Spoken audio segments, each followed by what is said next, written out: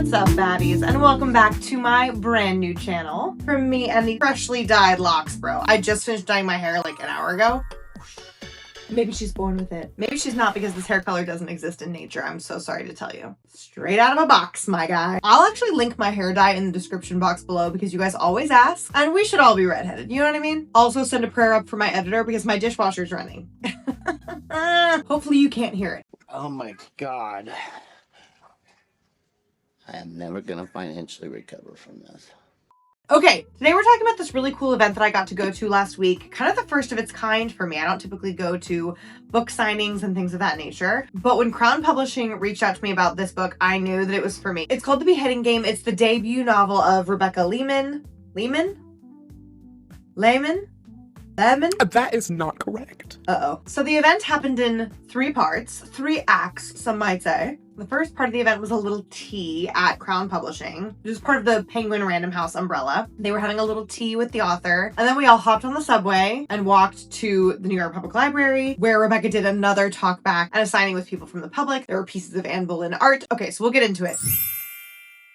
I gotta tell you, I have ADHD, and so sometimes like the idea of finishing a whole book makes me want to vomit. I like to just like pick something up. I have not finished this yet, but I will say it has been a very, very easy read for me. They sent me this book a couple weeks ahead of the event, so I did get a chance to read some before meeting Rebecca. And I was so thrilled with myself and with it of how lovely it is to read. It really is beautifully written. And of course, the subject matter is one that I'm already invested in, which is that of Anne Boleyn and her life, or in this case, her kind of afterlife. The premise is that Anne Boleyn wakes up the day after her beheading and goes from there. What would have happened? How would she process what happened to her? How would she feel about Henry? How would she feel about Elizabeth? What would she go out and do? So that's the premise of the book. Super, super interesting. It's actually so funny that I came across this book because back in February, I attended a vampire ball, and my whole premise for my look was, what if Anne Boleyn got turned instead of beheaded, or turned while she was being beheaded, or something like that? So I've actually spent a lot of time recently thinking about undead Anne Boleyn. I actually don't know if that's how this publisher found me, if they were like, oh, maybe she's into this. But either way, I'm thrilled. So when I got the invite to this event, they did send over a Pinterest board for outfit inspo. Say less. I love a Pinterest board. I love a theme parties, themed events. That's my thing. So they sent this Pinterest board over and I selected this outfit. I think I kind of nailed it. People did ask me if I was going to a Ren fair, but you know, if you're given an opportunity to wear a sword skirt and to go on a quest beheading your ex, I feel like you should take it. Just personally. So as I said, it's Rebecca's debut novel, but she does have several published poetry books.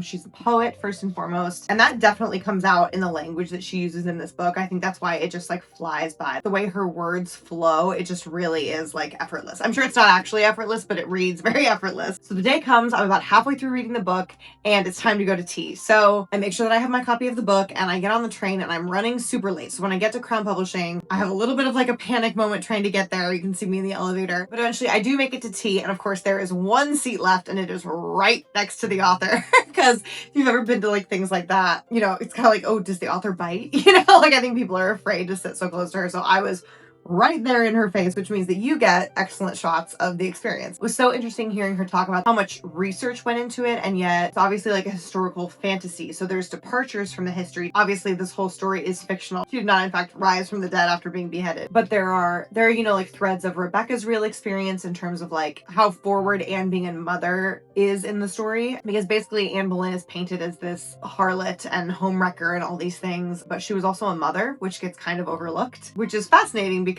she is the mother to one of the, you know, most famous and prominent monarchs that England has ever known. So her as a mother and her motives as a mother are really, really present in this book. We also have a sapphic storyline, which I think is really cool. Rebecca said this really important thing about how if you go back and read certain like pieces of classic literature, she used Anne of Green Gables when she was talking to us as like there's this kind of gay adjacent friendship. The language being used to describe it is like quite flowery. And so Rebecca was reading it with her daughter, and she describes how even more so as an adult, you read it and you're like, oh, well, that's probably a gay relationship. And they were roommates. Oh my God, they were roommates. Rebecca says that she found it really clear. There's a friendship that develops in this book that she said she wanted to make it very clear that it was not like a gay adjacent or like, a love story that never was. She wanted to make it kind of an intentional lesbian relationship. And I thought that was really smart, considerate, 2026 of her to do. So yeah, loving that. So we had some tea and we got to listen to Rebecca tell us, all of these incredible stories about her process with this book and how it differs from being a poet. She describes that when she wrote poetry, she would have one complete poem done in, 3 to 4 hours. And so when she was raising her toddler, that was something that it was just done. And then later she had to compile them all into a collection, which obviously takes some more consideration and some more work, but different from like going on a 10-day trip to London and having to like spend a whole day at the Tower of London and research a character to then be able to bring her to life in the way that she does in this book. She also talks about kind of the everyday life of other people who would have lived in the Tudor era, because there are people in the book who are, jailed, and that would have looked different even for Anne, who was in like a tower with her ladies in waiting, than it would have for an average commoner to be jailed at that time. Okay, so anyway, we all just listened to her speak. It was so fascinating. And her marketer, Allie, asked her a bunch of questions and kind of got the ball rolling. And then we got to ask questions, all while we enjoyed a little bit of tea and cute little tea trays and things like that. Very, very cute, all while overlooking, the beautiful Manhattan skyline and buildings. Just always so incredible. Then we all got to get our book signed, which was my favorite part. So we kind of lined up, and here's my signature, Wow. She made a point to thank everybody for coming, and I just thought that was so classy. I met so many cool people. There were, historical costume people and historians and Boleyn enthusiasts and readers and book reviewers and actors, and it was just a really cool room of people who all had interest in this book. So I thought that was really amazing. Also, sidebar, if you know me and you followed me for a while, you know that I love Second Star events. And I did find out after this event that the Beheading game is going to be given to all of the VIPs at the Gilded Hearts Ball, which is happening in June. So if you're going to that event and you're a VIP, you'll get a copy of this book, and then you'll know exactly what I'm talking about because it's so good. So once tea was over, Rebecca left to go over to the New York Public Library, and we all followed, kind of shortly behind. So this was one of my favorite parts of the day because it was just so hilarious. So Allie had a poster of the Beheading game and was like leading us through the streets of New York, because we had to walk and then we had to get on the train and then we had to walk again. And we didn't want to get lost. There were a bunch of people who had kind of come in from out of town, people who were comfortable with navigating New York in a bunch of different ways. So Allie had the book, or the poster raised over her head like this. And we just were following her, following the neon Anne Boleyn through the streets of New York, which was really, really funny, including us all being on the train in our cute little, tea outfits, me in my Ren Fair attire, which you guys helped me pick out over on Shorts. So that was just really wholesome and fun. And New York doesn't really tend to bat an eye when you're dressed any type of way. Nobody seems to care. And trust me, I would know. I have tested those limits. There's always, safety in numbers too. So we were all kind of in our cute little tea outfits just traipsing through New York. On top of that, it was the day after the No Kings rally. And so I'm pretty sure people just thought that we had continued the rally to be like, Queens only, no kings, justice for Anne Boleyn.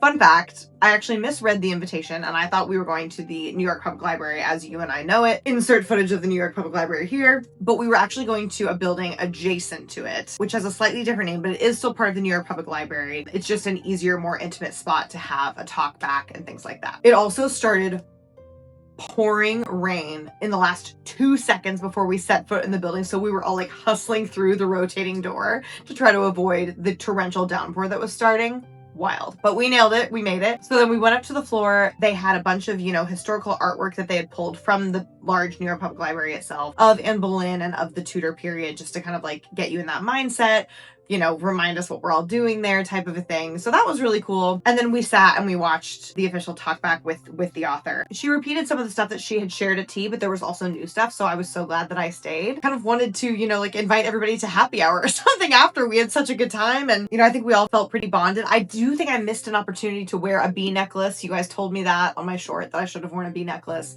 And maybe I should have. But I'm very, very excited to finish this book. And now I'm even more motivated because I think this was such a cool event and experience. I know that some of you told me that you were going to read it as well. So if that's the case, let me know so we can chat about it because I'm almost done. But I'm so excited to see what else Rebecca Lehman comes up with. She did kind of say that she is writing another novel, but she was not able to say anything else. And I'm sure she's, focused on marketing this one right now. Crown Publishing, thank you so much for having me. Shout out Crown Publishing. Can we just work together all the time? I've got your brand, girl. Let's talk. You know what I mean?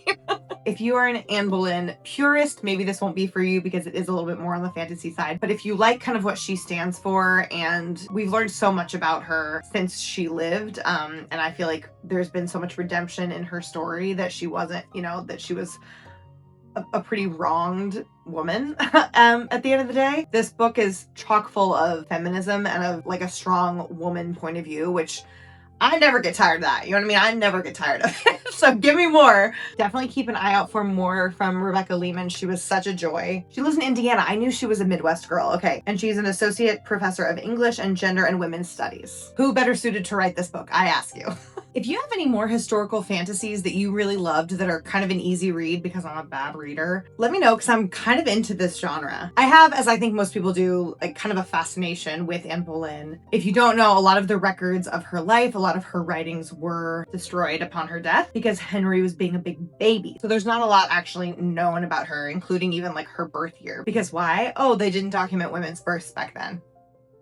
Unless they were royal. So like we know when Catherine of Aragon was born. We don't know when Anne Boleyn was born. For sure, for sure. So anyway, love this take. And this was a fabulous event. I want to go to more events like this. It was so wholesome and educational, and it felt productive in a way that some other events don't. Tell me your best Anne Boleyn trivia in the comments because now I'm kind of addicted. And also let me know if you want to see more of the New York Public Library, like the real one, because she is gorgeous. And if you've never been inside, it's worth a tour. And we could do that together. So let me know. Please subscribe if you're loving this channel. I'm loving making this content for you guys and yapping a little bit more. I took a poll recently of what you want to see. So you'll be seeing some crown stuff, some gown stuff, some makeup stuff soon. Lots more coming. So make sure you're subscribed and I'll see you in the next one.